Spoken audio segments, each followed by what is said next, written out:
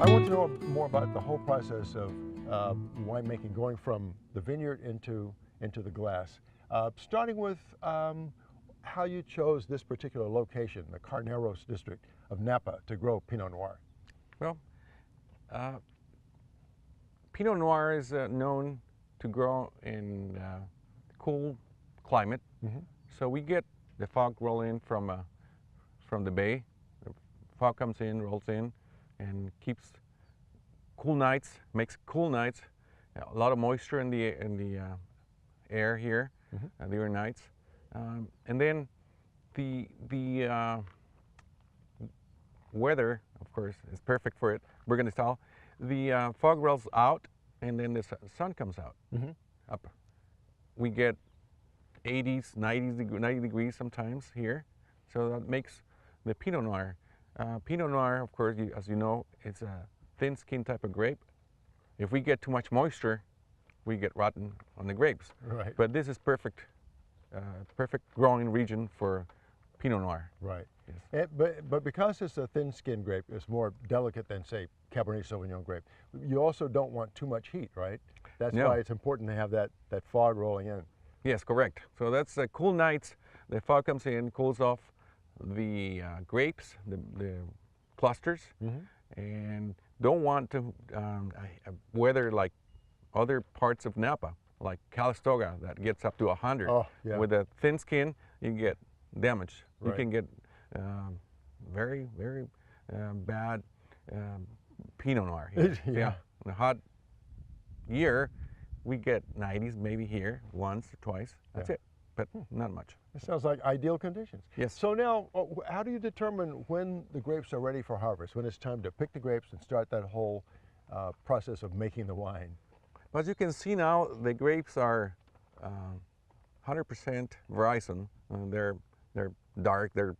They came from a green, green to dark red. We start tasting the grapes. We start testing the bricks, which is the sugar content on grapes, and when the bricks is over 24, 25, 24 and a half, 25, and the flavors are there, then when we pick it, when we Right. harvest it. That's not only exactly when we harvest them. We don't do it before. We want the bricks to be above 24, 24 and a half, and the flavors. Right. Very important. The flavors have to be there. The skins, of course, have to be dark all the way to Right. get the color that we need, but the seeds also to get some of the tannins that are in the wine. Right. So the seeds had to be ready, to be dark, to release most of the natural preservative for wines, Right. which is the normal, natural components of wine.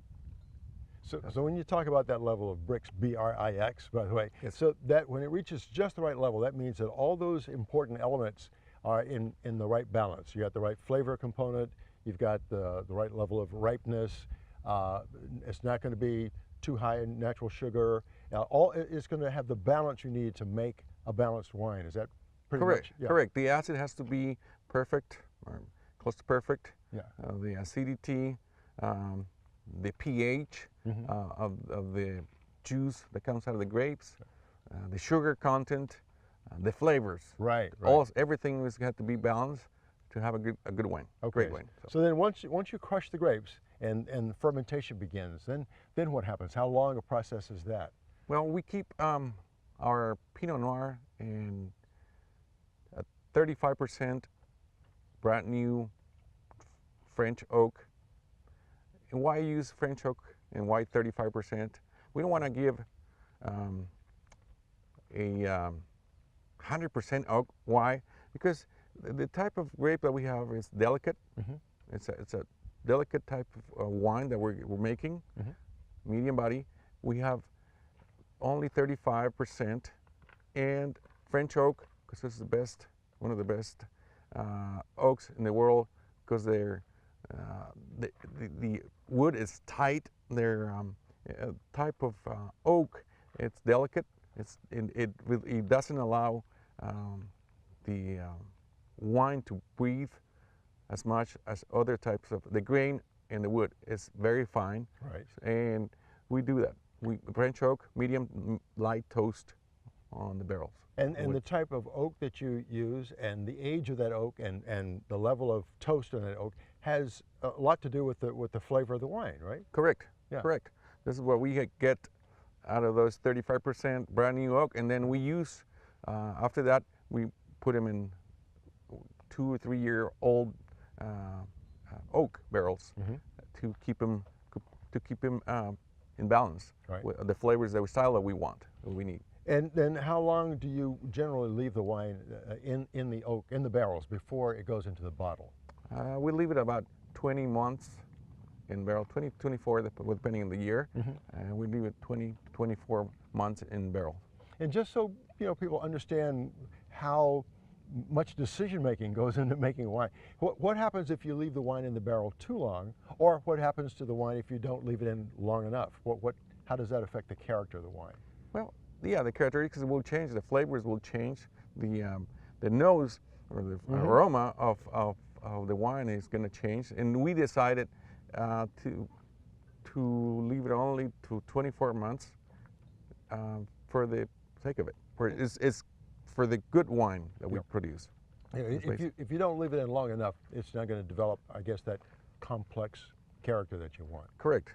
The characteristics of the Pinot Noir that we want, it won't be developed as we want it. So we want to leave it long enough, but not more than we don't need it. Right.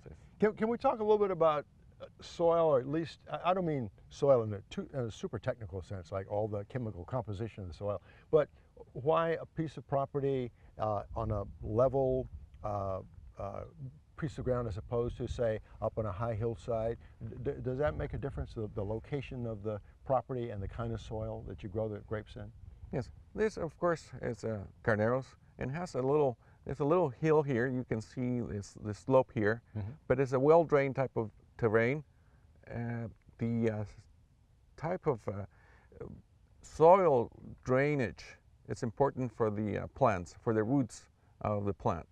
We want to have a well-drained terrain. If we didn't have that, we had to do drain tiles. So this type of environment here with the soil and location is perfect for my Pinot Noir. Now, what about alcohol level? I know in the last decade or so, maybe longer, I've noticed the alcohol content of Cabernet Sauvignon has been going up and up and up. Obviously, a lot of Cabernets at 14.5 to 15.5% alcohol, and same with Zinfandel, 15% and up to 16%. That's a bit high for a Pinot Noir, though, isn't it? Yes. Well, depends on the bricks that we harvested and how long we leave the grapes on the vine. Of course, if you leave it longer than that, longer than 25 bricks, the alcohol content, all the sugar is going to convert into alcohol. So that will make a higher, if we have 25 nowhere, it was going to convert into 15% or more alcohol. So that's what. And that's not the character of Pinot Noir. You want, I guess, most Pinot Noirs have, what, up to maybe 14% alcohol? Yeah, this is a 14 plus, actually. Yeah. This is a 14.2, 14.5 alcohol. Yeah. So it is higher. Yeah. It's not a 13. It used to be lower. That's like right. You're saying, the past. But every year, I mean, the flavors, we balance everything, and it seems like we had to leave it for higher bricks on the vine and balance everything and then harvest it. Right. And when your vintages are first released, this is a 2014 we're tasting. Right. Do you feel these wines need to age more in the bottle before they reach their peak, or are they ready to drink as soon as you release them? This, I would say, I would say about at least 6 months in the bottle to get released, to acquire the very best aromas and flavors. Right. Yeah, and of course you want a wine, even though there are certain types of dishes that pair better with a Pinot Noir than others, I presume you want to make a wine that is versatile, can pair with a wider range of foods, not just lamb or not just duck, but maybe other foods as well. Oh yes, and this is a style that we can pair with anything. I mean, basically, I can drink it with seafood. Yeah. I mean, I like it with my garlic shrimp. Camarones al ajo, al ajillo. So I like it. That sounds good. I want to try that now. Pinot Noir with garlic shrimp. So. Enrique, thank you for having us here at the vineyard again. Really appreciate it. And your wine is terrific. Thanks, Spencer, for being here with us. All right. Good Salud. to see you.